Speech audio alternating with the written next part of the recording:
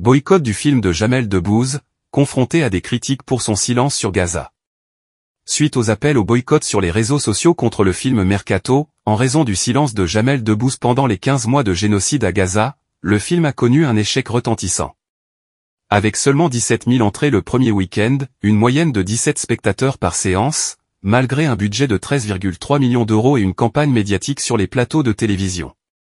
Le film se déroule dans le milieu du football. Jamel Debbouze y incarne Driss, un agent de joueur qui a 7 jours pour sauver sa peau avant la fin du mercato. Cependant, le film doit maintenant faire face à des appels au boycott.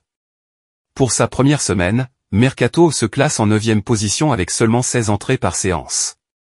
Les appels au boycott viennent des soutiens aux Gazaouis.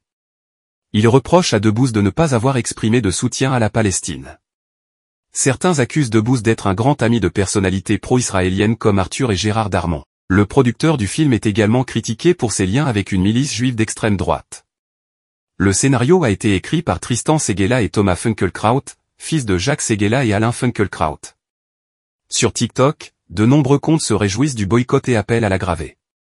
Les critiques vont jusqu'à attaquer l'apparence et le handicap de Debbouze, le qualifiant de moins que rien.